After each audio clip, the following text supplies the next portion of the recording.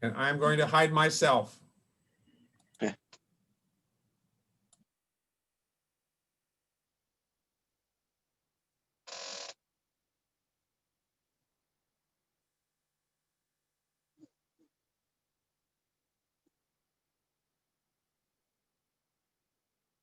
Lanny, I've seen your picture many times, but it's fun to see you sort of in person.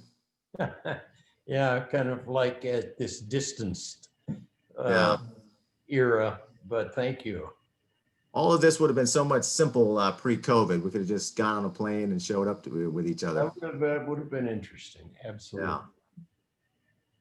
But on the bright side, we don't have to leave our offices. So That's true. is that Major Euell I see? I see the top of I think I see the top of your head. Donald, it's nice to meet you. I'm glad we were able to connect. But right now he has no voice. Donald doesn't? No, I'm here. I'm good. Oh, okay. Major White.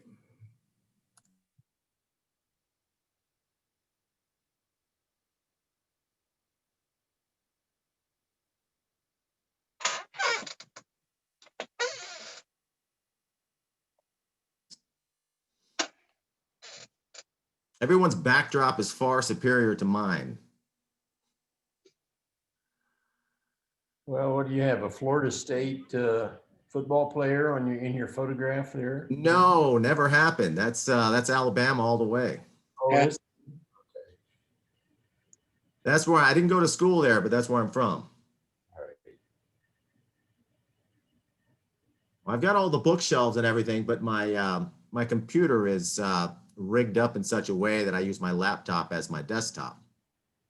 So it would have been an egregious affair to try to turn it around and do all of that. So instead, you'll just see partial Alabama guy and and me. It's 4 o'clock and you have 43 participants.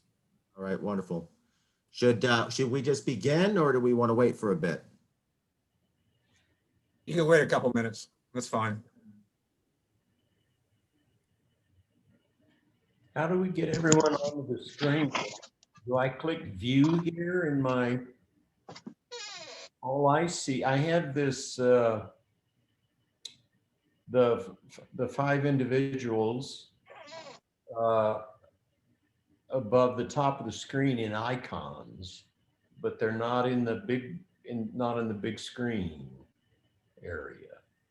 If you go to view and hit gallery view, all the way up in the top right-hand corner of that black box. I got it. Okay. Now then, I have a full monitor screen with the people on it, except Euell has disappeared. And there's Don, who sent me a recent letter.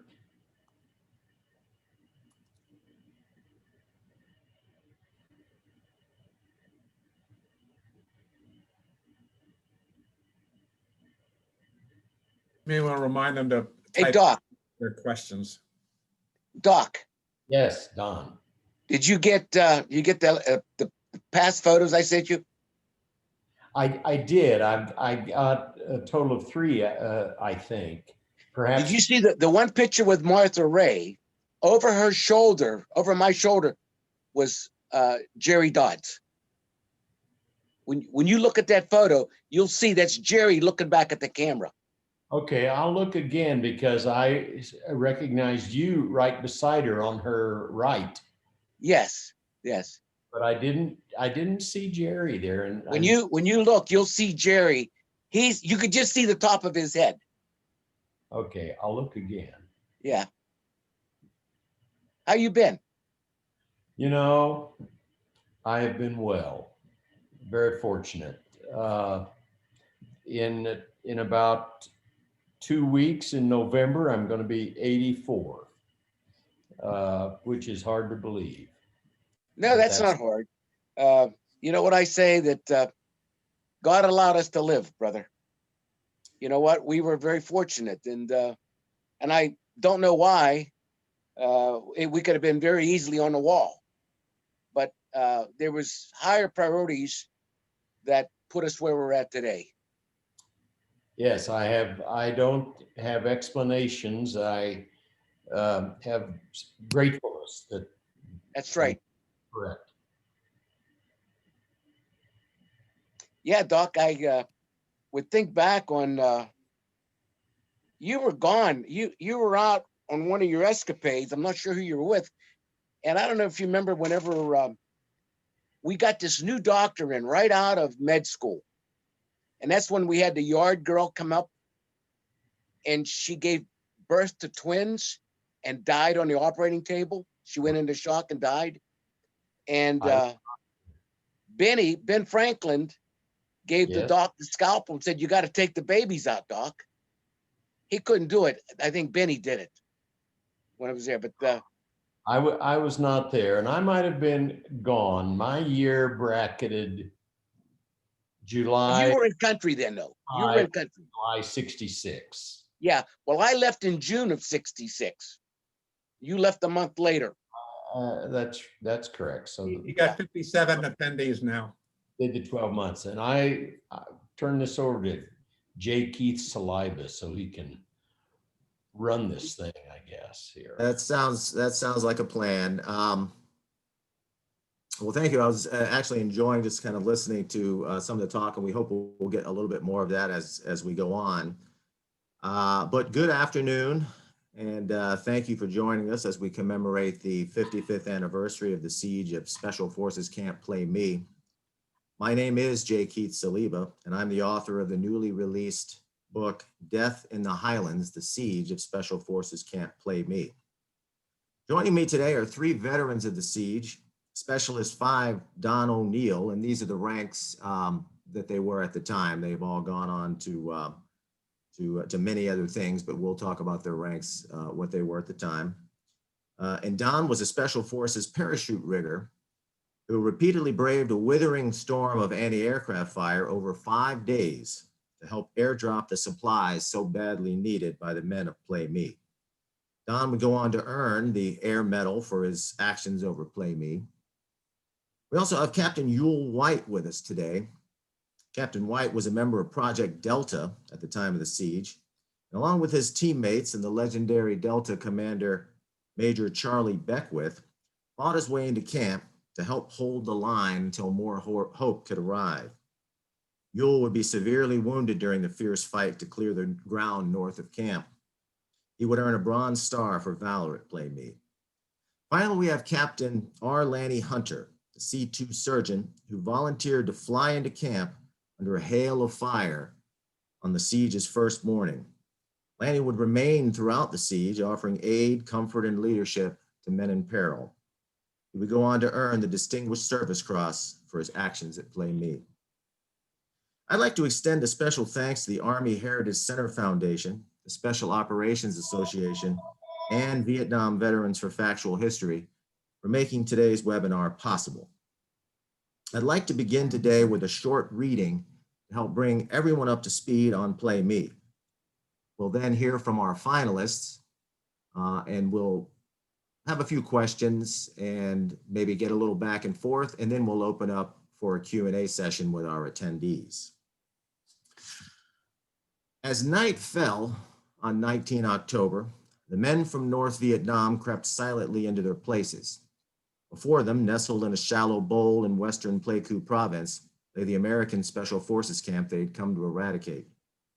To reach this place, the soldiers, many of them untested conscripts in the North's war to reunify the two Vietnams under communist rule, had endured sickness, exhaustion, and hunger on their months-long trek down the Ho Chi Minh Trail. And once they had arrived, there was little time for rest, for the attack would commence in just 10 days. So the soldiers of the North were put through their training paces day and night. When their officers were satisfied that they were ready, the men were ordered to dig their trenches and prepare their fighting positions quietly and under cover of darkness, for it was imperative that the Americans not know the assault was coming until it was too late. The soldiers had traveled south as part of Hanoi's latest gambit to conquer South Vietnam. In late 1963, the Communist High Command declared that the time to bring maximum pressure on their enemies to the south had at last arrived. That November, a cabal of South Vietnamese generals had overthrown and assassinated President Ngo Dinh Diem. The squabbling regime now seemed on the brink of collapse, and Hanoi resolved to push it over the edge once and for all.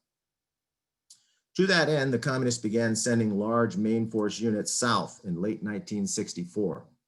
The plan was the brainchild of Party First Secretary Lê Duan, second only to Ho Chi Minh as the most influential man in North Vietnam. Together with his deputy, Lê Duc Tho, the first secretary pushed through his strategy of general offensive, general uprising, or Go Gu, as it is commonly referred to. First, large conventional units would be infiltrated in South Vietnam. There, they would draw out and destroy ARVN forces in pitched battle. The emphasis would temporarily shift away from the Mekong Delta, where communist leadership had traditionally focused, and instead concentrate on big unit clashes in the central, remote and sparsely populated 67,000 square kilometer region dominating South Vietnam's midsection. The government of Vietnam influence there was already weak, and its isolated towns and outposts easily cut off and overrun than the population centers along the lowland coast. The highlands' western reaches also ran adjacent to the Ho Chi Minh Trail, ancient labyrinthine system of trails and footpaths snaking its way from North Vietnam down through Laos and Cambodia, ideal for introducing large and powerful NVA units into South Vietnam. The shattering of ARVN forces in the region would then usher in Go Gu's second phase, the general uprising. According to the plan, such crushing military defeats would demoralize the South Vietnamese people, causing them to at last rise up and join their communist brothers to the north. Lê Duan hoped that this combined military and political pressure would not only topple the Saigon regime, but do so quickly enough to prevent the US from stepping in to save it. By spring 1965, 4 NVA regiments were operating in the Central Highlands. They spent the next 6 months wreaking fear and chaos throughout the region. By summer's end, the regiments had had their share of successes and setbacks. But Hanoi wasn't done. After a 2-month lull, the Communist High Command launched a new effort, Tay Nguyen. Under this so-called Western Plateau campaign, the B3 Front, the Communist headquarters responsible for operations in the Central Highlands, would be given 3 full regiments to further Lê Duan's Go Gu aims. Wreck what was left of ARVN's Corps Reserve, destroy the nettlesome Special Forces camps in the Western Highlands, and take effective control over Gia Lai, what the communists call Plei Me and Kon Tum provinces. One NVA regiment, having fought during the year's earlier operations, was already in country. The second would emerge from the trail in mid-October. The third would reach its western Plei Me base area by early November. B3 Front Commander Major General Chu Huy Man chose the Special Forces Camp Plei Me as his first victim. With 2 full regiments, some 4,000 men, at his immediate disposal, men would lay siege to the camp with the first, while the second would lie in ambush for the relief force that would surely be sent to the rescue. Once both had been annihilated, the way would be clear to threaten the rest of Gia Lai, and even the most all-important provincial capital of Plei Me City, the seat of government power in the Western Highlands. The offensive would mark the next evolutionary step in Hanoi's bid to crush the South. For the first time, multiple regiments would operate under a unified division-level command.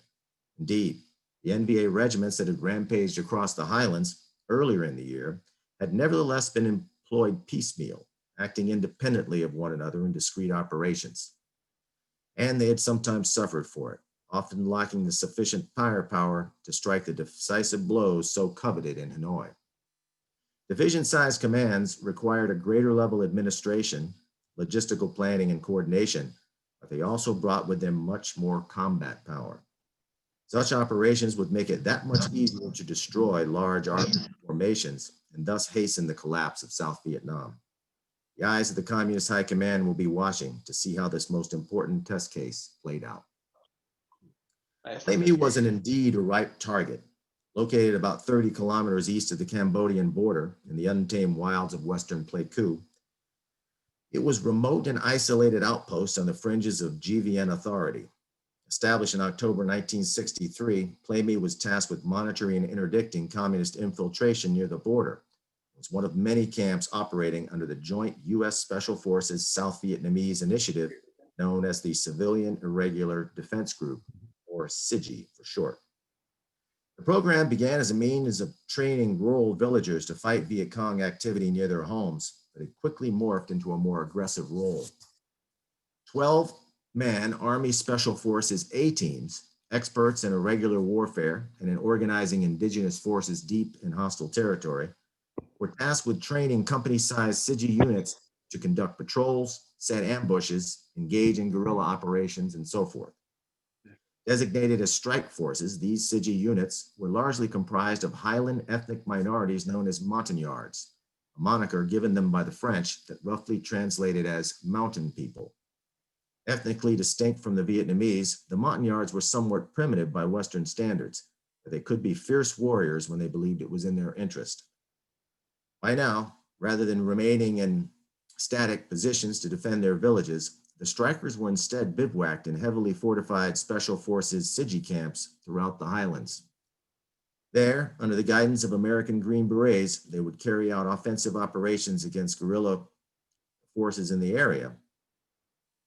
A typical camp garrison consisted of 3 to 5 companies of strikers, totaling about 350 to 450 men, a 12-man U.S. Special Forces A-team, along with a roughly equal complement of South Vietnamese Special Forces soldiers, known as the Luc Long Dac Viet, or LLDB. While the LLDB were nominally in command of the camps, it was the American Special Forces troopers who actually called the shots. Camps were purposely located in remote, largely ungoverned areas, what the Americans satirically called Indian country. Indeed, the camps with their palisades and battlements were something akin to Wild West frontier forts of old. Now, as then, this scattered archipelago of strongholds deep in hostile territory was designed to gradually spread government authority throughout surrounding areas, ultimately eradicating enemy influence and activity. But these relatively primitive fighters, more accustomed to loincloths and crossbows than battle fatigues and rifles, had been trained and equipped to deal with local Viet Cong guerrillas. Instead, secreted in the hills and trench works around Plei Me were nearly 2,000 disciplined, well-armed, and motivated soldiers of the North Vietnamese Army. As dust settled upon the Western Plateau, neither the Gerai Montagnards nor their handful of American Special Forces advisors had an inkling of the storm brewing just beyond the wire. Soon, Plei Me's defenders would find themselves in a desperate fight for survival. Cut off and beleaguered, the men of Plei Me threw everything they had at the encircling NVA, while a daring band of helicopter, close air support, and resupply pilots braved a withering storm of anti-aircraft fire to save their brothers on the ground. Meanwhile, 2 Corps Commander Major General Vin Locke and his American advisors worked to piece together a relief force, but the effort soon ground to a snail's pace. To help the line until help could arrive, 5th Group's commander, Colonel William Bulldog McKean, ordered in the legendary Chargin' Charlie Beckwith and his elite Project Delta. Soon, the newly formed 1st Cavalry Division would join the fray, setting the stage for its bloody Ai Drang Valley fights a few weeks later. Before it was over, the siege of Plei Me would push its defenders to the brink, and usher in the first major clashes between the U.S. and North Vietnamese armies. The American phase of the Vietnam War was about to begin. With that, I would like to bring in Donald first, and then we'll talk to each of our distinguished panelists today for maybe having some discussion back and forth, and then opening things up for a Q&A session. As noted, Sp5 Donald O'Neill, who would go on to retire with a final rank of the Chief Master Sergeant 9, spent 33 years in the military. He's often, if you see him in any of the any social media or any chat rooms or so forth, he oftentimes refers to himself as 4 Wars Chief, and rightly so. Don would not only serve in the Vietnam War, but went on to serve in Operations Desert Storm, Allied Force, and Iraqi Freedom with the Air National Guard, again, before retiring in 2005 after 33 years of service. Don was, as noted, a Special Forces parachute rigger aboard a C-7 Caribou, which was one of the main supply transport planes of the time, and spent 5 days over that camp.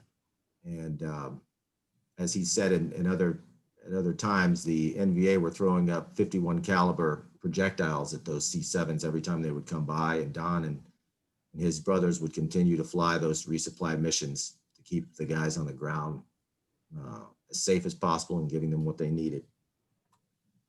Don, I'd like to ask you, what were you thinking when you first heard that Plei Me was in trouble? And walk us through your memories of having to climb aboard that first transport, knowing what you might be flying into. We had heard from inside the camp that that they had sounds of digging outside the wire of Plei Me. So we knew that something was going to happen. And we sort of like were just gathering around in the C team. And we were in a little club called the Bamboo Hut, drinking a couple beers. It was about, I think it was close to about maybe 6:30, 7 o'clock. Is this on 19? I'm sorry, Don, is this on 19 October? Yes. Okay. And Colonel McKean come in, and they were talking that they couldn't get supplies in the camp because of the camp was so small that they would make a high drop. The oscillation would drift outside the wire. And as a young guy, I was opening my mouth to the guy next to me. We're drinking beer. And I said, I could get stuff into that camp. And the colonel turned to me and said, what did you say? And I almost choked on my beer.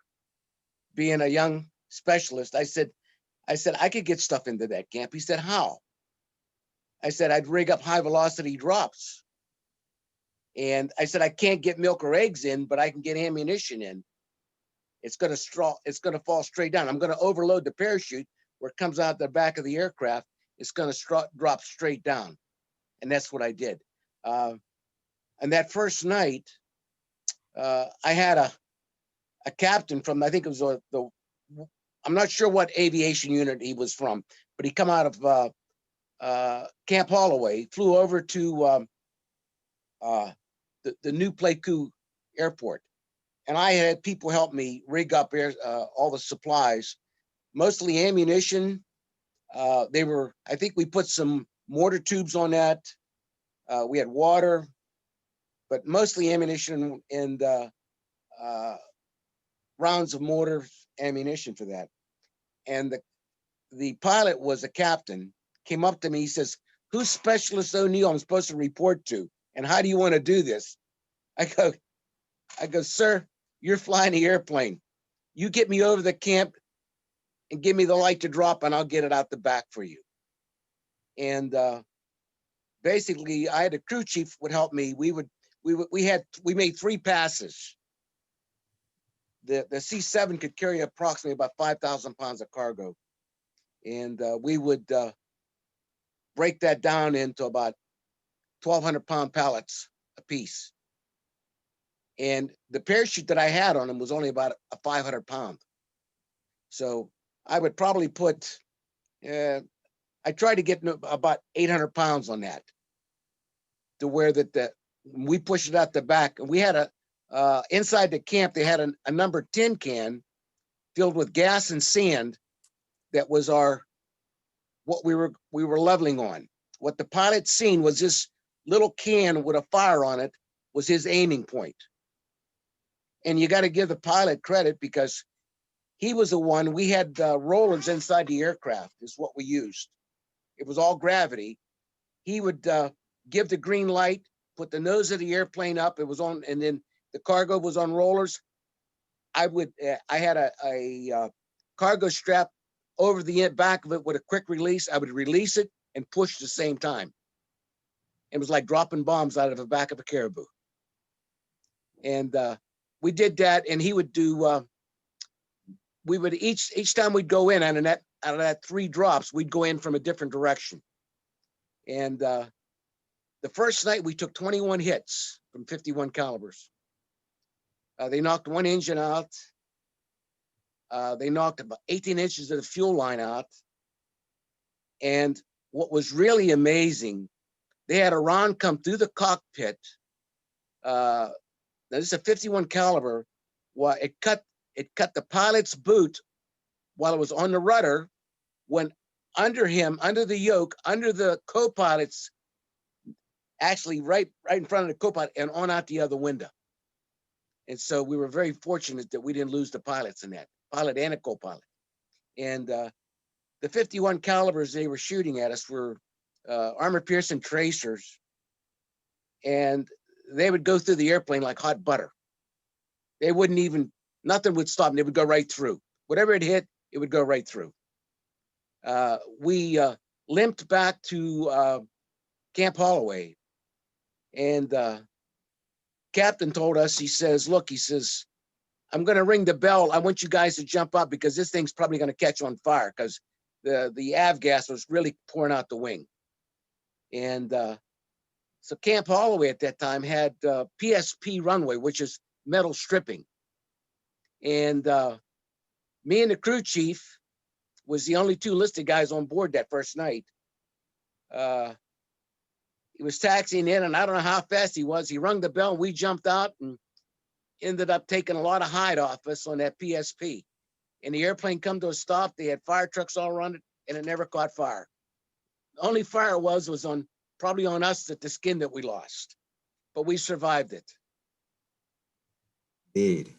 So you know, one thing I found interesting when I was doing some research for this was the fact that the parachute riggers had come up with that unique way of getting those pallets to drop, because sometimes the aircraft would come in very low, and the camp was not large to begin with. So it was really a mark of ingenuity to be able to rig those pallets up so they would drop pretty much straight down.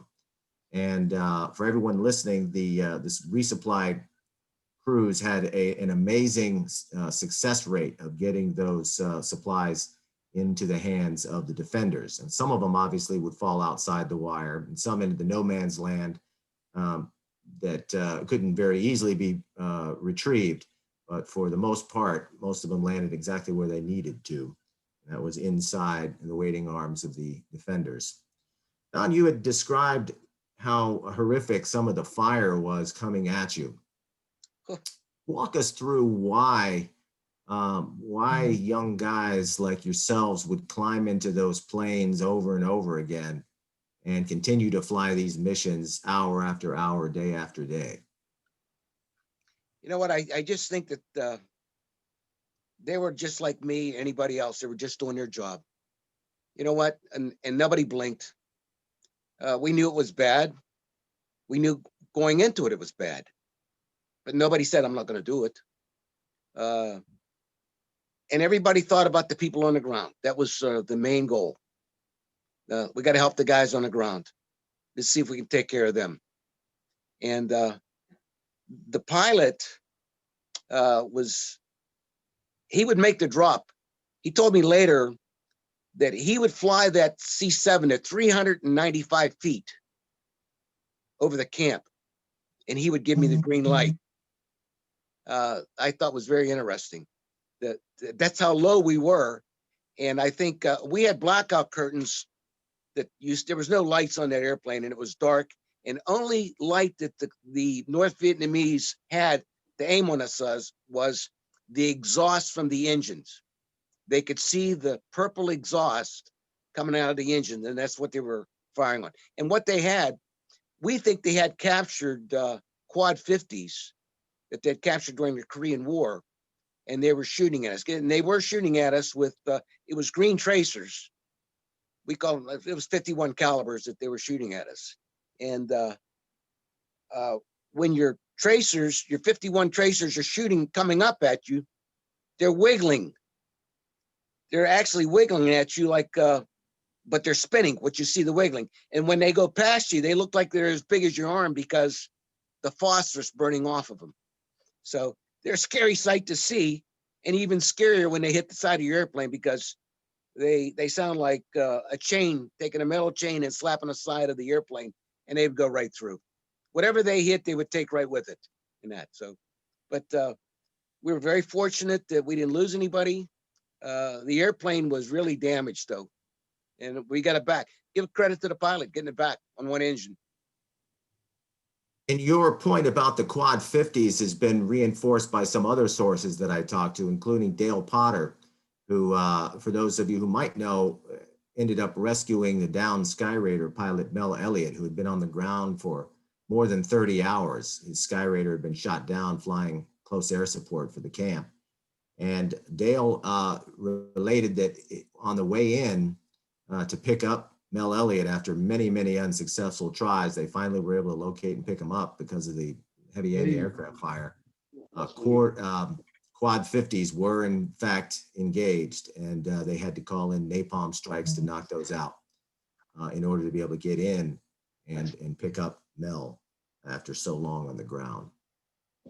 So, and you know, Don, coming back to what you just mentioned, talking about that it was your job and also that you were thinking about the guys on the ground. This is something that I heard from many sources over and over again. And that's why I continually, you know, refer to sort of this brotherhood that existed. You may not have known the guys on the ground and they didn't know you flying above, but boy, you guys really fought and did everything. I knew some of them. Some of them would come into the C team, and we would drink coffee together sometime. I think I knew the Sergeant First Class Jimmy. I think he was the intel sergeant. I knew him well. Jimmy Beach. But, the thing, being assigned to the C team, I had 550 hours of combat flying time there. And at that time, before Plei Me, I would airdrop live cows and pigs and chickens into places like Duco and Doc Peck. They were another hot areas. We were always getting shot at when we would go in there, but that's how a lot of those people, they got their fresh food. We would airdrop into them. I had heard many stories about that as well, and that was interesting that that you could. It wasn't just ammunition and water and things like that, but also live food in many cases. Yes, yes. Some of the helicopter pilots I talked to would bring in chickens and pigs and so forth. They'd be running wild in the helicopter. Just another day in the Central Highlands, from what I was told. Yeah. Well, real good, Don. Is there, you know, and of course we'll be chatting back and forth, but is there anything else that you would like to share with some of our attendees? Yeah, I like to tell Doc Hunter that I don't know. Doc was he was in the camp, but Jimmy Barnum, I think it was the medic that had passed away, that went in with Doc Hunter. It seemed like a short flight because they loaded on an H-34. I think that was probably one of Delta Force's H-34s because it was a Vietnamese pilot. And when Doc and Jimmy got on the chopper, it seemed like it was like no time. They came back. Well, Jimmy had been shot, and I had to help Jimmy. Me and another medic took and put Jimmy in a poncho and brought him back and set him beside his dispensary waiting for mortuary to pick him up. So I just wanted to comment on the hero that went in with Doc. Jimmy McBynum. And, Yes. you know, he easily could have ridden out the siege back in Pleiku, but he was pretty desperate to get in there and help, you know, once again, his brothers that he knew were in peril. And Euell ran across Jimmy as well and knew him somewhat. And it just was a strange twist of fate that he made such effort to get in there, but then never made it off the chopper because he was hit by anti-aircraft fire on the way in. That round went right through the laces of his flak jacket. Yeah, it was very tough for us. So, But a hero indeed, as you Yes, he rightly was. point out. Well, Euell, are you able to both hear us, and now can we hear you? You hear me? I can hear you, sir. Okay.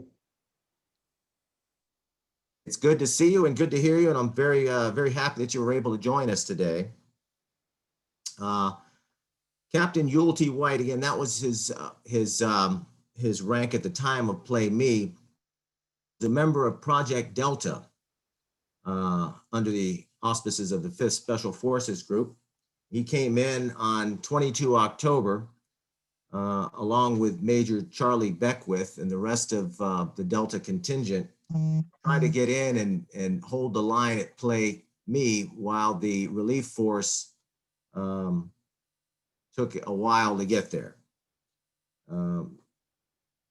Captain White, Euell, was wounded later that day. They got in maybe around late morning or so on October 22nd. And a few hours later, they went out to clear the territory on the north of camp where the NVA had dug in so close. And Euell was severely wounded. And it took quite an effort for him to get back. And Sergeant Mike Holloway was instrumental in helping rescue Euell off that north slope after he was pretty much left on his own when the shooting started. Euell again would get the Purple Heart and the Bronze Star for his efforts at Plei Me, but then would come back to Vietnam and would be wounded a second time and win another Bronze Star during the 1968 Tet Offensive. Euell retired from the Army as a major in 1972, went on to earn his PhD and has spent his lifetime in ministry. Euell, again, we're grateful that you're here with us today. Relate a little bit, if you will, your thoughts and feelings when you knew that Delta was going into Plei Me. You were not with Beckwith at the time. You were sort of separated. Tell us that story, if you would, and then what you were thinking and feeling as you were getting ready to go in. Yeah, I was at the base at the Trang, and they were, well, I thought at Queen Anne, and I got a call on the secure radio, and he said, we're going to States to go relieve that camp at Plei Me. If you're making any money, stay there. If not, join us. Well, the money I was supposed to be making was convincing the Ranger Battalion staff that they're going to be under the supply system of their own army, and they weren't buying it, so I was wasting my time. So anyway, I got a ride the next morning to Holloway, and they had already left there. I started looking for a ride, and I found them commander of the medevac unit. I can't remember his name. He was a major, and he said, "Well," I said, "move into my tent. When I get clearance to go, I'll take you out there." Well, later on, they got a call. Delta wanted a medevac for one of the Vietnamese Rangers, and so I went out and joined them. We got in there the next morning, and I'll tell you the truth, I wasn't too unhappy when they told us, Tom Pusser and I, that we were going to take two companies outside, because we didn't know what was outside. But when I got there and I looked around all those mountain yards in the camp, and they'd been getting mortar and recoilless rifle attacks, I understood, and I couldn't see where there's going to be any place for everybody to take cover. There's trenches there, but there was so many people in that camp. I was kind of glad to get out of it, but of course, if I'd known what was outside, I guess I wouldn't have been glad. But it was we didn't. If anybody knew there, nobody told me what a large force there was around there, you know. But we went out, and the company that I was with, when taking so many casualties, and the Air Force offered me some napalm, wanted to know if we were far enough away. And when I mentioned it to the company commander, he really didn't answer me. He ordered a withdrawal, you know. And it didn't take long for two or three or four steps maybe before I got hit in the back. But You had said before Yeah, you, Lanny Hunter, he took good care of me. And got me medevac the next morning. I didn't know until later when I read some other books. I read his book, I guess, that even during that medevac, it was a dangerous time. They had in-aircraft fire there. I think they shot down not only some helicopters, but some Air Force jets too. Lenny can probably confirm or deny that. Euell, you had said that when you got there, the camp was so crowded that you were actually kind of happy to get outside the wire. Try to describe what it was like when you and the rest of Delta entered that morning on the 22nd of October.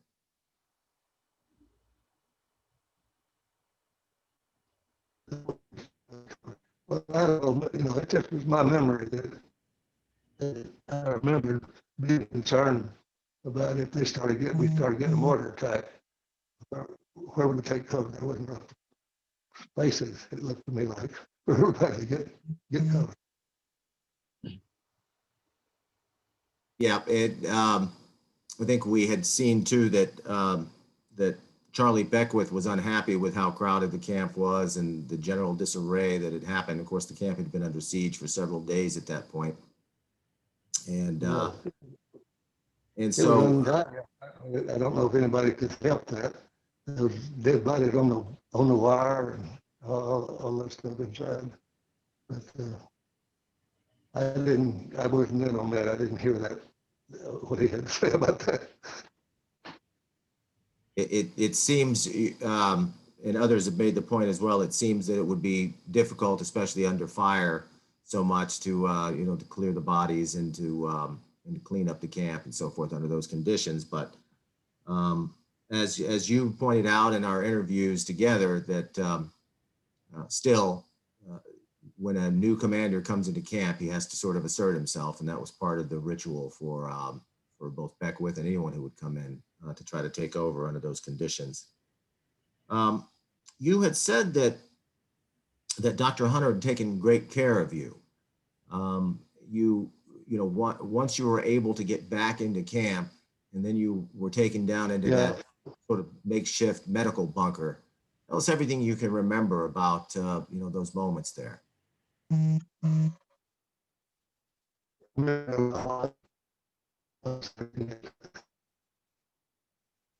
He's still there.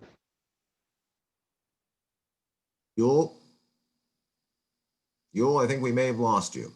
We just lost him for a moment. Hopefully he's back. Oh, here he comes. Hi, Euell. Can you hear us? Yeah, I hear you again now. Yeah, we were just talking about your time after being wounded down in the bunker and having Dr. Hunter tend to you. Yeah, when I got back in the camp, actually, I got to the camp, to the fence, on my own feet and belly crawling part of the way. Sergeant Holloway's his role was to convince me that I could do it, And he You said you were too big for him to carry, so he told you you're gonna have to get out of here on your own feet, right? didn't have any choice.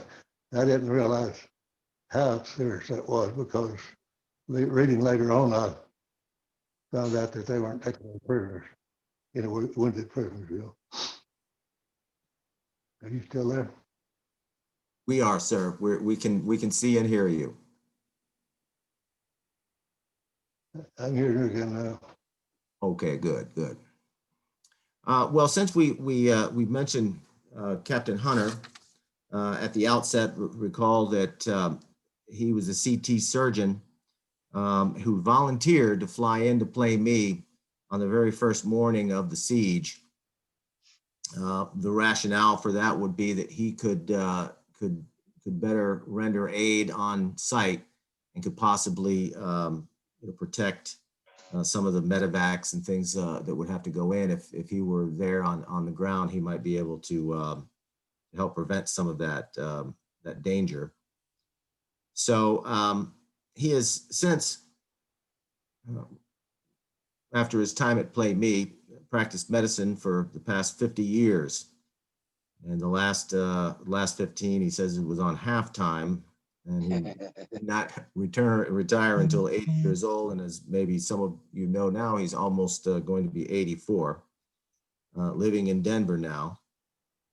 He has is quite a gifted writer in his own right, publishing his wonderfully rendered memoir, My Soul to Keep, and a novel on his experiences in Vietnam. And he now also has a new manuscript that we hope will be published soon, known as Exit Wounds, which is sort of a retrospective on his experiences in Vietnam. Sir, again, thank you very much for being able to take some time and join us today. I want to say this about Lanny. He's my hero. I had 3 tours in Vietnam and never had to fire my rifle. But the day before we arrived, he had to put down his medical bag and pick up a rifle and help defend that camp, you know. Indeed. And we, in some of our talks together, Lanny had related that he was sort of had a dual persona during that siege. He was both a healer and a warrior. The latter by necessity, but certainly it was something that a challenge that he rose to. Not his first calling. Again, his was to heal the sick, but he also knew that he had to help defend himself and his brothers around him. Sir, if you, Dr. Hunter, if you could sort of take us through your rationale when you're first hearing about Plei Me, and you're discussing it with Lieutenant Colonel Patch about whether you should go in and what. Take us through that time there. What was your rationale for deciding to volunteer to go in on that first morning? Well, I was awakened in my hooch by one of the enlisted men, and it was probably 2 a.m. That would have been on the 20th, after the initial assault in the late hours of before midnight of the 19th of October. And I was just awakened and said, Colonel Patch wanted you in the communications bunker. I went down there and we were all trying to assess the situation and what was going on and what was happening. And basically, talking to one of the medics, it was clear they had a mass casualty situation on their hands after the first few hours of that siege. And that no one knew exactly the extent of the firepower, but it was clear that any aircraft flying in and out would be at risk. And it seemed to me that it would be better to have me on the ground where I could triage the casualties, because it seemed to me there was no sense to risk a medevac with 4 crew members for, first of all, the dead, and secondly, the ones that were so mortally wounded that I didn't think they would make it. And then not for those whose their wounds were less severe and they could even stay in the trenches, and that the ones that had a chance of making it with a full court press back at the field hospital in Quinlan, that might conserve helicopters and those crews, and that I could do that on the ground and provide that kind of care. And that was what we talked about. And it seemed like a reasonable thing to do.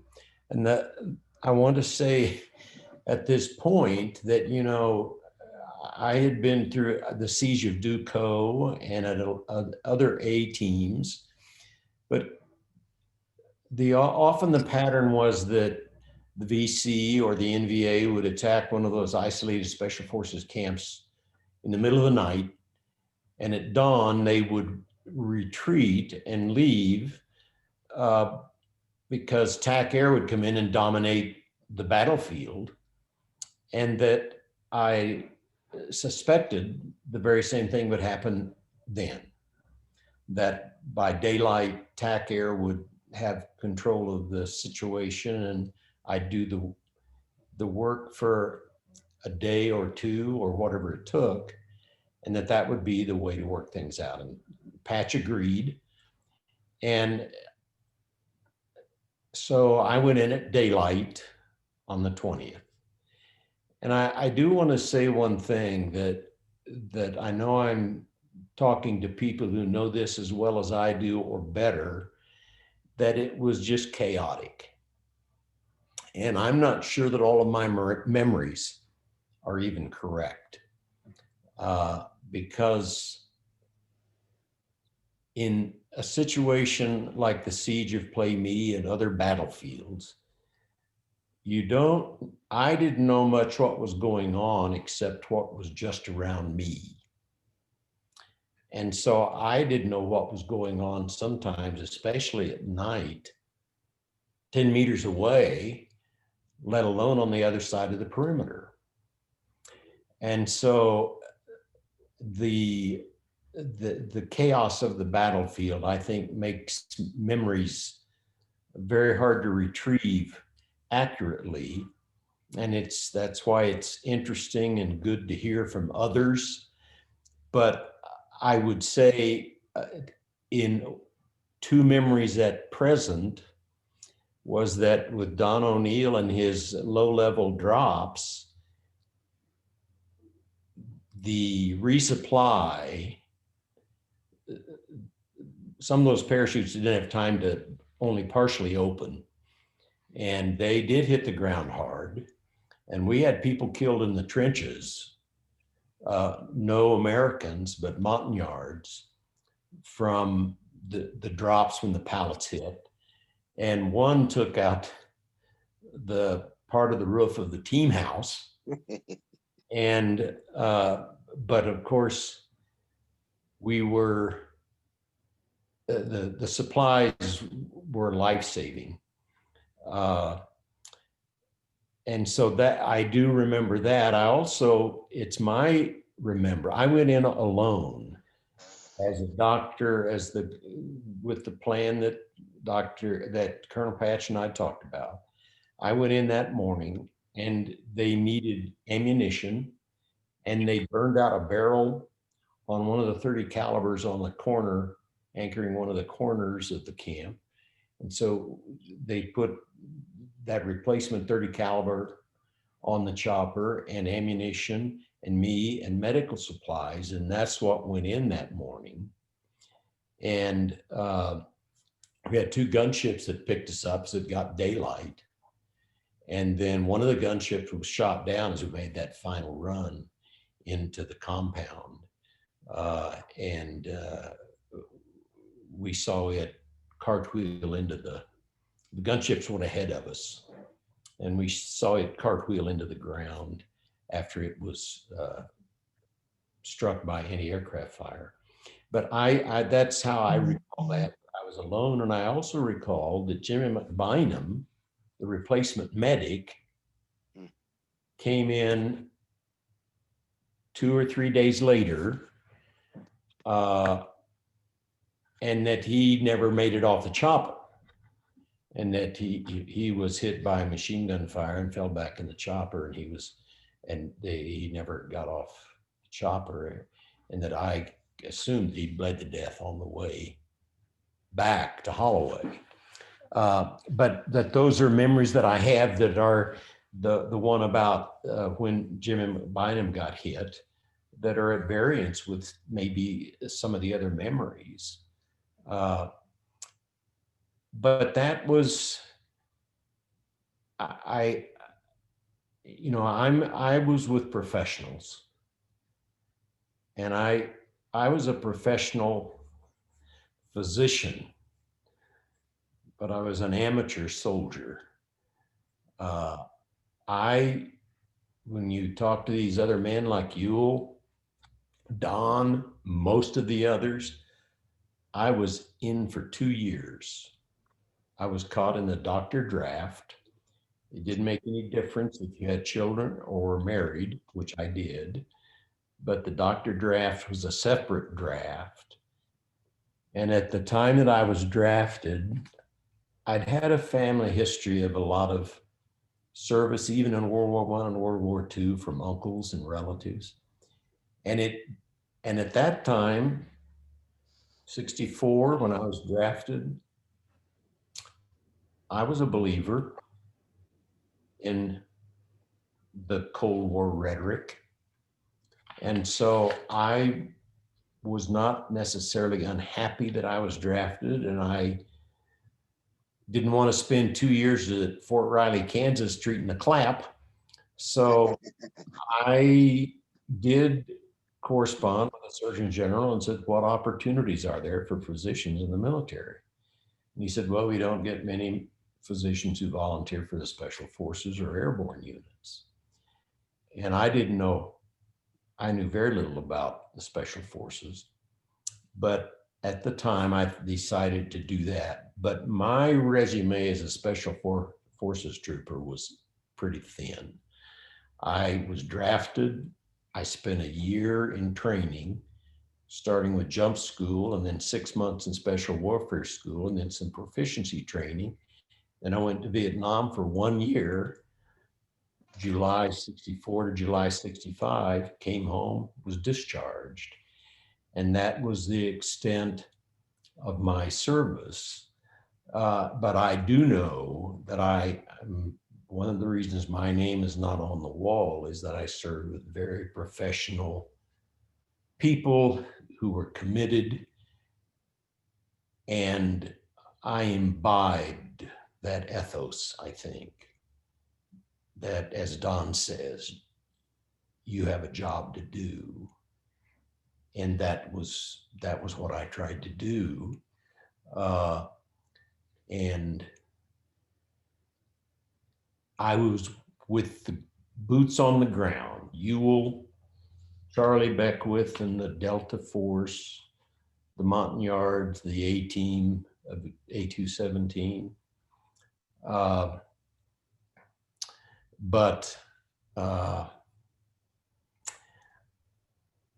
I know what really saved the camp, in my opinion, was TAC Air.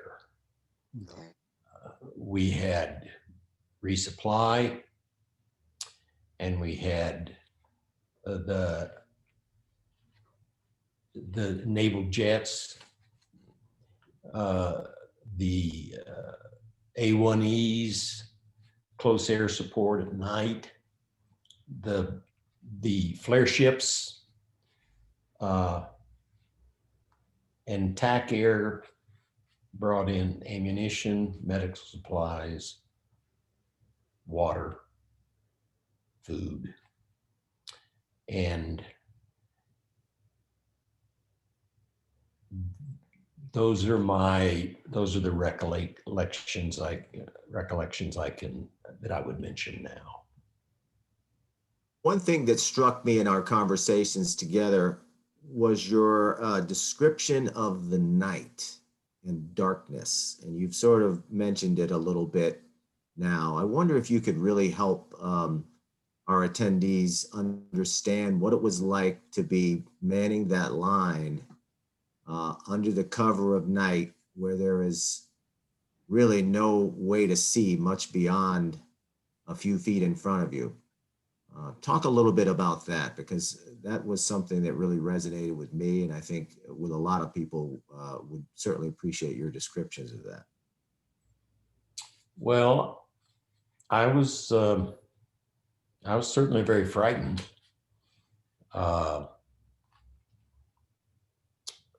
In one of my experiences there, one of the men said, with my M16, "Can you hit anything with that?" And I said, "Targets," because that's what I'd fired at. And he gave me an M79 grenade launcher and a satchel of the shells and said, "Here, use this." And I thought at the time, oh, this is preventive medicine. And so we would meet in the team house, half unroofed at night, late at night, and decide how we were going to spend, where we would have our positions each night. And it was decided that we would spend the night on the perimeter trying to help stiffen the yards resolve. And then if we were overrun, we'd fall back to a position, the designated position, and try to go into the E&E net that we had. But it was dark. The flares kept the place kind of a moonscape. But when the flares went out, it was just blackness. I'd wait and listen, try to see if my position might be infiltrated. When I got too frightened, I'd pump out an M79 grenade and pray to keep my wits about me and hope that a flare ship would come back. So we kind of alternated flares at night from our mortar, and then flare ships. And when the flare ships had to leave, it would be dark, and we'd trade. Then in the mortar pit, they'd alternate explosive rounds and flares. And that's the way you did the night. Remember your descriptions of not knowing what all those sounds might be, and just conjuring in your head that some enemy soldier would be creeping up into your position, even as, and it could just be the wind blowing or rats scurrying about or whatever, but there was no way to know, was there? Because it was just absolute darkness, cut every now and then with a flare, and they only lasted for a brief time, and then they would fizzle out, and you would wait for the next one to come. That's the way I recall it, and then I would alternate between doing what I needed to do in my position. I put all of my medical supplies in a bunker on the perimeter.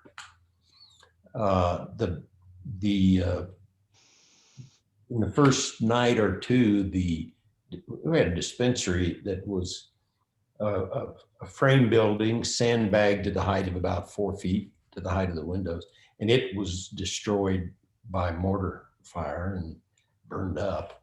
And so I was treating where I could in the bunkers, the trenches, the team house, and at night had my supplies in the bunker, and people showed up and I would treat people, and that was my job. You had said a little bit earlier, you talked about how the men you were serving with were the professionals. And something stuck with me during our talks. You said that when Delta got there, you said they just looked tough. He said that there wasn't a man there over 30 or under 30 years old. They were these grizzled veterans, and indeed Euell was one of those guys, and he had been a come up through the enlisted ranks and had been a soldier and had a lot of conventional experience. And Euell, you were one of the guys that that Charlie Beckwith referred to as piss cutter. Tell us about what he meant by that, and what you thought about when you heard it at the time. He typed people either piss cutters or dipshits is the word he's used. And if you were the latter, you didn't want to be around him, you know. He was real abrupt. He doesn't. I remember the next time I saw Charlie Beckwith after that day, I was at the infantry school, and sitting with some other officers having coffee, and he came in the door and he saw me and he made a beeline for me. He walked up, he didn't say hello, how you doing? He said, I'm taking over that Ranger training down at Eglin and I need you. And I said, Colonel, a Major, I said, I didn't even go to Ranger school. He said, I don't give a, you know what, and you're a piss cutter and I need you. I said, I'm not going to the Ranger school. He turned around and walked away. That was the end of it. I never saw him again. Told me you didn't want any part of that. Well, General Hugh Shelton, who was the chairman of the Joint Chiefs of Staff later on, he was my classmate in the infantry officer advanced course, and he had worked for project with him on Project Delta, not the same time I was there, and he took that job at the Ranger School. And when he wrote his book, and I read about it, he said it was tougher on the instructors than it was on the students. It was a good thing I didn't accept that job. Indeed. But you were one of those guys, the real professional snake eaters, the ones with gray whiskers and the ones who just looked tough and had so much experience. And Lanny, something you said really stuck with me. You know, here they get in, Delta gets into Plei Me on the morning of the 22nd. The siege obviously started on the 19th. So you guys had been under some pretty bad situation for a couple of days at that point. But Yeah, when those guys, those grizzled troopers from Delta, none of them under 30, came running through that front gate. What did you think at the time? Well, the only one that I was acquainted with before that day, you know, besides the officer, besides Beckwith and Pusser, I didn't know any of the incidents. I hadn't been working with them, so the crew that I had with me, I had before that day. Sergeant Holloway, and I don't remember who the others were, you know, but I didn't know them. Bill DeSoto was one, and he had Well, I remember him. I remember him because I'm talking about the ones that went out with me on that. Yeah, I remember DeSoto because he came in, checked on me all night, and I was wounded. Yeah. He had come through both World War II and Korea. Yeah. So by the time he got to that place in the Central Highlands in 1965, he'd seen quite a bit and done quite a bit. And Lanny, I remember you saying that when they came in, you just felt better. And it was something about having those guys there. Again, this was not meant to be the main relief force of the camp. It was just simply a stopgap until the main relief force could finally get there from Pleiku. So tell us about what you thought when those guys walked through. well, it's true that I was really happy to see them. Our ranks were thinning. The Montagnards had taken a lot of casualties. We'd lost. Danny Shea was wounded. He was the medic that Jimmy McBynum was going to replace.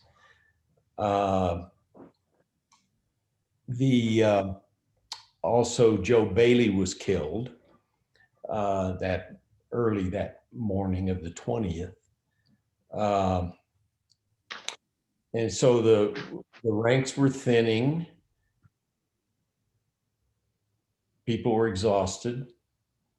And I knew these guys were hard chargers. And maybe some of the enlisted men were under 30, but they all had a lot of stripes on their sleeves. And DeSoto was a sergeant major, and he was the one that had been through World War II, Korea, and now in Vietnam. And, you know, I've watched a few of the movies about Vietnam, and I don't really like to watch them very well, and I usually don't. But I did watch, everybody had nicknames in these movies, and nobody had nicknames in the special forces that I knew. They called me Doc, but that was just professional. But everybody had names, and they didn't call anybody Short Stuff or Pencil Dick, or, I mean, you just didn't do that to somebody. You jumped into Normandy. That just didn't happen. And so it was a different quality of assurance. They also had 150 Rangers of the South Vietnamese Rangers with them. But I just knew that, again, that the 8 or 9 special forces troopers who were still unwounded and alive there in the camp when Delta Project and the Delta Force came in, that this was a significant reinforcement. And if for no other reason than just in the sense of professionalism that they brought to the camp, including Charlie. He cut a wide swath. And that's another story. Indeed. Well, gentlemen, I'd like to open this up to a bit of Q&A from some of our participants. Mike, are you still standing by to monitor our questions? Yep, right now we have 2 questions. The first one is from Ray. He says, Doc Hunter, you're my hero. You gave me a tour of your clinic in Plei Me, showed me a baby with severe burns, February 18, 1966. I admire Colonel Patch also. He was headquarters commandant and took the first convoy into Plei Me, April 66. A quarter-ton blew up on the way. Picked it up on the way back. Colonel Patch said, Ray, you got your cherry today. And oh, John Wayne was a visitor to the camp during that time. Any comments? Any comments? Yeah. Well, there's not, okay, as I understand this, and you're talking to a 2-year veteran, okay? The 5th group consisted of about 1,500 personnel in Vietnam throughout the country. That's small. It divided up into a lot of 12-man A teams, a few B teams, and 4 C teams. And I did not know everyone in that group. And a lot of the veterans knew each other. I was the fucking new guy. And I was well accepted and well looked after because they never knew when I wasn't going to be doing triage on them. And so they took care of me. But I didn't know nearly the 1,500 who were in the entire group, and probably not more than 50 personally scattered throughout 2 corps in my 12 months being in the various camps at different times. But there's this sense that if someone, that any one of them, enlisted or officer, I just knew they could be depended on. I just knew that. I accepted that.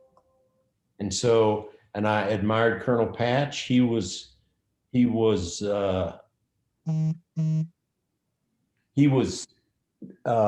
West Point 48 and went into Korea as a lieutenant, where he was wounded. And he was steady and solid and gracious and had good sense, and I respected him completely. There was one other West Point officer in the camp, C2, Bill Willoughby. He was, I think, West Point of 1960, and he was a captain. But I knew those, some I knew well, some I didn't know at all. But there was a sense of fellowship, and everybody felt responsible for everyone else.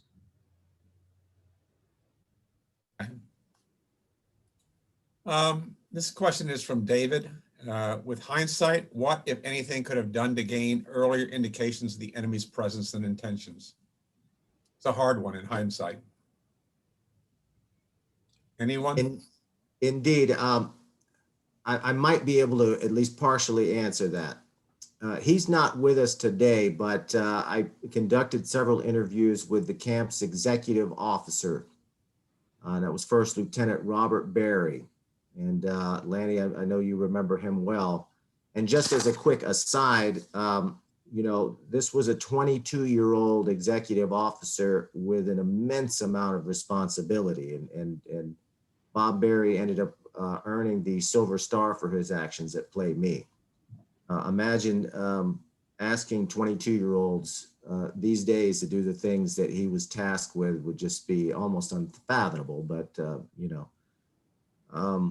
so what Bob Berry was telling me is that it had been quiet at Plei Me for months. They were getting reports occasionally that camps were to be targeted and so forth, but this was something that MACV intelligence heard all the time. But Bob Berry told me, he said they were running patrols out around the camp, but what they would do is they would often run their patrols to the north and then sweep around to the east before finally sort of making a big loop and coming back into Plei Me. He said, if we had been running those patrols out to the west, especially in the days leading up to Plei Me, none of us would have made it back. So again, hindsight is incredibly difficult, but just that tidbit tells me that, the areas that were being patrolled, maybe if they would have been moved further west or whatever, they could have discovered the NBA moving into positions. But at the same time, would any of those guys even have lived to tell the tale? And that, again, just comes from Bob Berry. That's the information that I have on that. This question is from Bernard. You mentioned aircraft were flares. Were there any gunships, AC-47s or C-3-130 spooky types? I didn't see any. I didn't see any, or didn't know if any was in the air. We had spooky at night. Did you? Yeah, we did at some of those nights. Mhm. Yes. Okay. This is I had one individual say to me, I don't know if that kills any NVA, but it scares the shit out of me. And that was when Spooky was laying down 18,000 rounds a minute, pretty close to the wire. And I do want to add to what Lanny was saying that Mel Elliott, the downed Skyraider pilot, recounts in his memories of his time on the ground that Spooky actually chased him once and mistook him for an enemy soldier on the ground and sort of chased him around a tree. He said like a treed squirrel. But luckily engine problems caused Spooky to have to go back to base after it had let loose with a short burst near him. And as Lanny points out, those short bursts still constituted many hundreds of rounds in a second or two. Next one's a technical question to verify. Were the 50 cals or 51 cals that were being shot at you, were they really captured US weapons, or most likely were they Soviet or Chinese manufactured? They were both. If the 50 calibers had dropped outside the wire, they were shooting back at us. They were red tracer. Majority of them were green, which were Chinese, Chi-Coms. Okay. Somebody pointed that out, that the we couldn't have probably retrofitted with ammunition.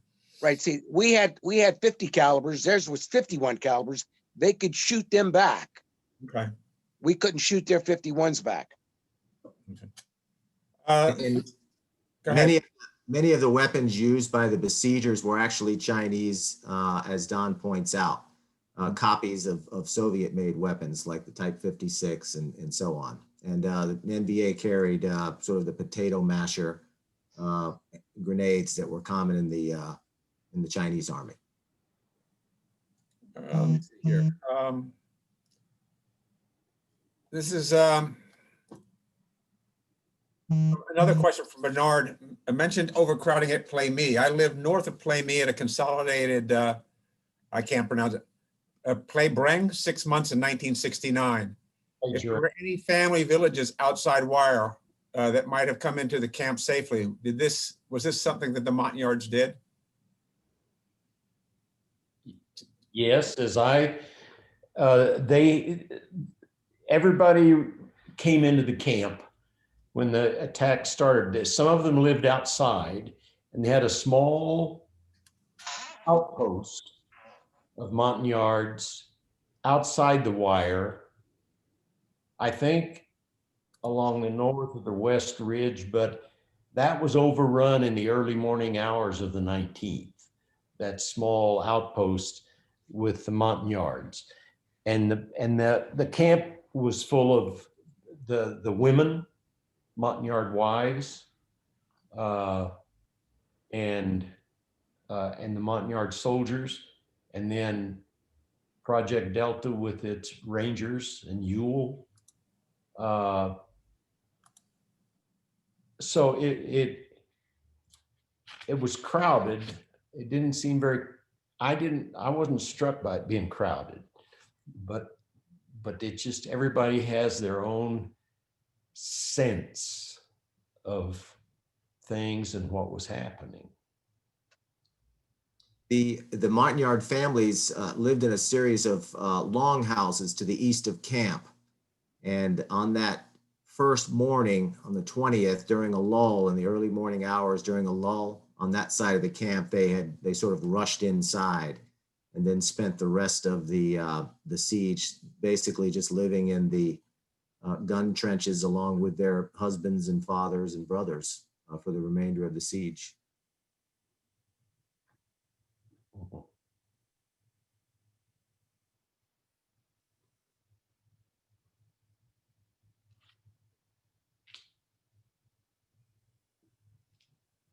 Mike, did we have anyone else? I've muted myself there. You mentioned in the book that the cav was a bit slow getting there. I was with the first group and we thought we got there pretty quickly, but had warned about ambushes awaiting us, so we moved very carefully. No LZs, so we dropped into high grass to the east of you. Eventually it all worked out, but the NVA were just waiting to engage us, and as they did in the I Drang. That's from Lieutenant Jay, who was a first lieutenant at the time. Just an editorial from another unit. Well, in the book, I think what I'm talking about, the slow arrival was the South Vietnamese Armored Task Force. There was some disagreement from Vin Locke, between Vin Locke and his American advisors. The Americans obviously wanted him to release as much force as possible from Pleiku and relieve Plei Me. Vin Locke was understandably so. There wasn't a lot in Pleiku to defend the provincial capital. The American First Cav was instrumental in helping to release South Vietnamese assets by moving into Pleiku and acting as a guarantor of the provincial capital's safety, which then allowed Vin Locke to release his core reserve and create really a relief force that was going to be strong enough to be able to push through the anticipated ambush. But it took a while. But that was certainly no fault of the American First Cavalry. This question is from Jack. He wanted to know if the 281st gunships were on station and used. Anybody remember if they were used? I will say no. Okay. I remember the gunships that accompanied, I went in on a slick early the 20th, and we had the two gunships that picked us up and covered us as they set me down, and we kicked off the supplies. And that was one of the gunships that got shot down. And I don't remember gunships being involved that much in the defense of the camp as the A-1E Sky Raiders and the F-105s, F-100s. That's how I recall it, and Spooky. Okay. But that's how I recall it. This question is from Ray. Keith, in your research, did you find the Li Duan and NVAs had spies in the camp? I did not uncover that. However, it was something that was a constant concern. One of the problems with, as CIGI grew, the Civilian Irregular Defense Group grew in size, and very quickly so, and spread to other areas. It became necessary, the vetting process for the strikers sometimes suffered. And as you sort of relocated these units into areas that they wanted to interdict North Vietnamese infiltration and so forth, you kind of had less and less idea of who you were dealing with. And several, prominent earlier attacks on Special Forces camps revealed that, some of the strikers that were inside were actually Viet Cong. And in one particularly egregious example, they even went, the double agents even went through and killed people in their sleep in preparation of the attack to come. So although I did not find that to be the case in Plei Me, certainly doesn't mean it wasn't the case. I just didn't turn anything up on it, but that had been a problem previously. I think we forget, or I didn't know that, there were Montagnards. We thought all the Montagnards were sort of in a block supportive of the Special Forces and secondarily the South Vietnamese regime, although the Montagnards had their own game plan for their individual liberties. But what I learned later, that a lot of Montagnards served willingly with the North Vietnamese units and supported their activities. Now, a lot of the support the Montagnards gave, or that they used the Montagnards for in support of the NVA and the Viet Cong, was forced. And my own interpreter, I had a Vietnamese interpreter, I had a Montagnard interpreter, who, by the way, spoke Vietnamese and several Yard dialects and enough English that he was better at it than anyone else around. So I could talk to most of the people that wandered out of the highlands through my interpreter, Ikre. But and he told about the in his village as a boy. He was about 16 then, but in their village, that their village chief, he was decapitated and his head was placed on a stake at the village, at the entrance to the village, to intimidate the Montagnard people in that village.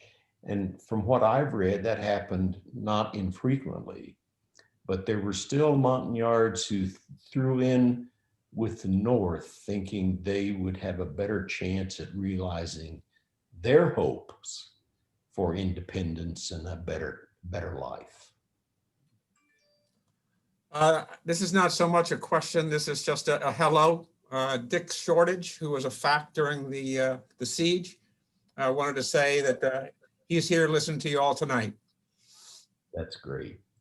Hello, Dick Shortridge. He was certainly a factor. That's an understatement. I'm sorry? Absolutely. He was a factor. Yeah, And a I mighty big one. know him. I just knew his A1, his fact. No. Yeah, wasn't Dick flying with the forward air control? He was. Okay, that's what I remember. Yeah, he was. Dick Shortridge was probably the lead fact. He was the first on station that in those early morning hours when the 19th of October turned to the 20th, he actually climbed into I believe it was a C-123 piloted by Howie Pearson, and called in the first attack airstrikes that night from the passenger seat of that plane. Normally, as a lot of you probably know, the facts would fly those A1 or those O1 bird dogs, little Cessna-like planes that would maybe do 100 miles an hour. And Dick was first on the scene with Howie Pearson, then went back to Holloway, or went back to Pleiku Air Base, got into his O1 when light permitted, and returned to Plei Me to call in those vital post-air support strikes that, as Lanny rightly points out, really helped save the camp and all within. Okay, this is another editorial from Stephen saying the 218th came into country in June 1966 and placed the Vietnamese helo assets for Delta. I don't know if that's true or not, but that was his comment. Question about President Johnson calling Charlie Beckwith. I don't know, it was sometime, he doesn't identify when. And supposedly Colonel Beckwith eventually said, "President of what, for God's sakes?" Got this story from Joe Galloway. Anybody hear that story? I don't know that story. Yeah. I did. It was toward the end of the siege. It was originally reported that that Beckwith actually got on the phone and spoke with Johnson. That turned out not to be the case. However, the president had relayed a recorded message passing along his well wishes to the camp and so forth. At this point, the siege was pretty much over. But Beckwith, who probably hadn't slept in several days, was awoken by his second in command, Tommy Thompson, and said, "Charlie, the president's on the phone for you." And as Galloway recounts, the president of what, for fuck's sake. And, Okay. Yeah. Sorry, I didn't have all the adjectives right. That's all right though, but that was, and he had just gotten to sleep and he was woken up. But so the story goes that he heard the message, but then afterwards, Beckwith recounted later that it made him think that maybe what they were doing there was actually kind of important after all. That, at the time he, it was his first real mission in Vietnam. So, but then it left some impression on him. But he essentially said that he took it from as a message from the president that said, "Don't screw this up." This question's for Doc Hunter. This is my team sergeant was Dom Campos. He was at Plei Me. Did you ever remember that name? A name Dom Campos? Now we're really taxing your memory. Yeah, and it's an 84-year-old memory too.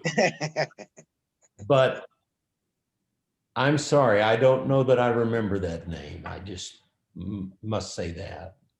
Okay. Last question we have right now, it's from Ray. Any comment on AJ Bo Baker or John Bennett, two friends of this gentleman? Go Baker. Yeah, Bo Baker. Euell, do you have anything to say about Bo Baker?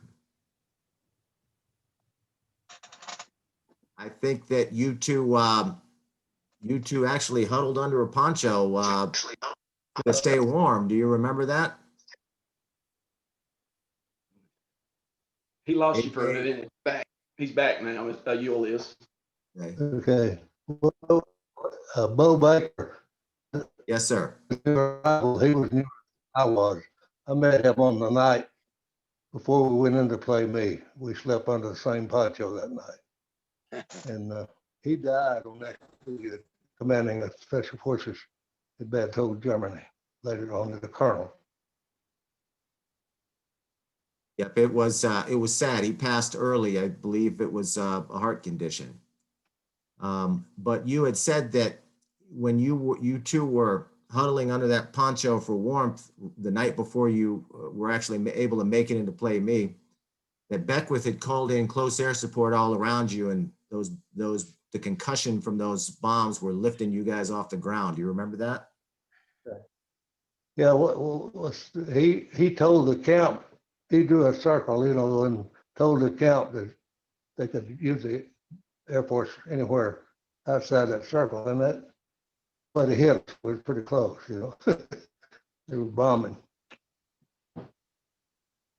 Not much sleep had that night. Okay.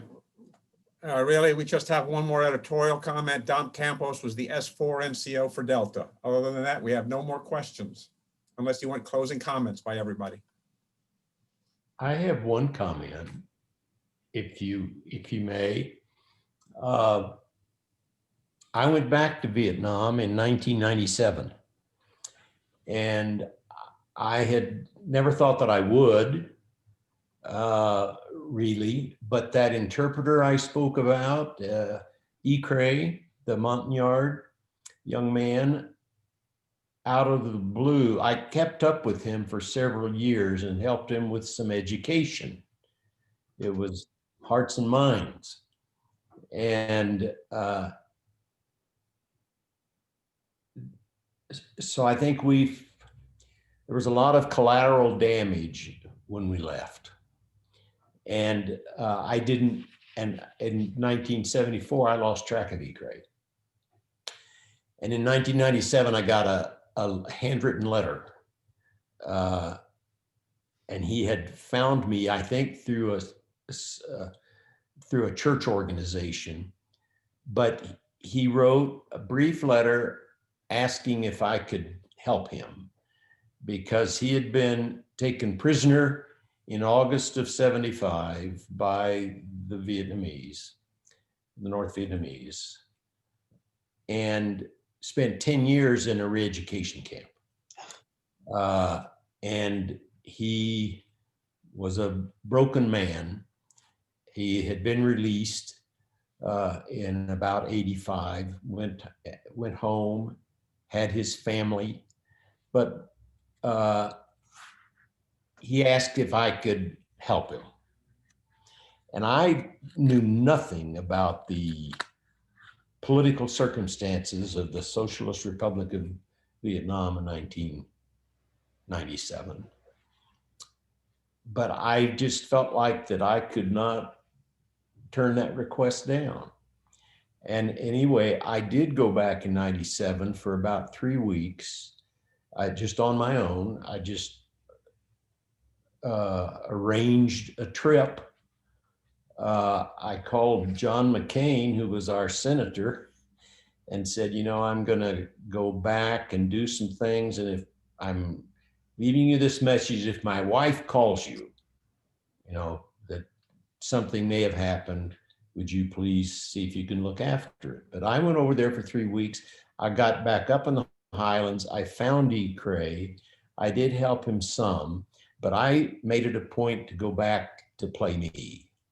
in 1997.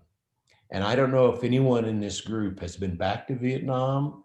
I know that there are people who are doing this now or have gone back to some of the old places, but I got back into Plei Me. I had to wrangle my way there, but the camp was all taken back with jungle.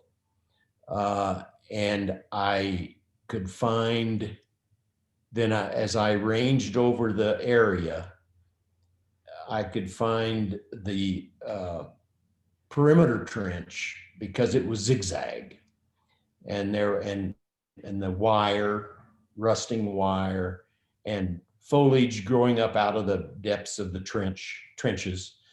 I found a few bunkers. I found, the remnants, the team house was set on concrete pylons. And the team house was all gone, but I found at the foot of one of the pylons, I found a hinge all rusted that I presume was part of, it had a screen door. The team house had a screen door, and I brought that home. But in any case, I did go back and spent about 3 hours there, ranging across the camp and finding debris and detritus from the battle and brass. I found the brass from Spooky. I think it's 7.62 millimeter brass.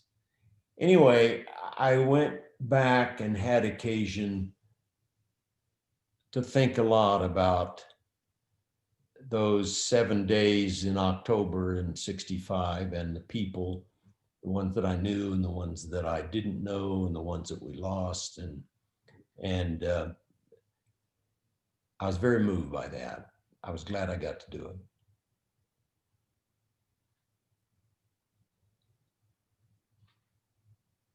Any other closing comments? Yeah, I'd like to give one. This was this not about Plei Me. This was in November, the following month. The Asha Valley. Again, I was chosen to pick up and go make an airdrop into the Asha Valley Special Forces Camp. And I was flying a C-7. And the captain called me. He called me up to the front of the aircraft, and he says, "Don, I don't think we're going to be able to make a drop." He says, "I think the camp is being overrun." Well, what was significant about that night, that below me, there was 2 Medal of Honors going on. One, Bernie Akins, which passed away last year in Special Forces Camp. The second was a Captain Fisher that landed his A-1E Skyraider to pick his wingman up, was shot. We were in the air that night, and that went on below me. But a lot of experience. I just thought I'd like to share that with you guys. Thank you. Euell, would you care to make a closing statement? Well, I just want to say I enjoyed listening to you guys and visiting with you. And I'm glad we got out of there alive and hated so many others didn't, you know.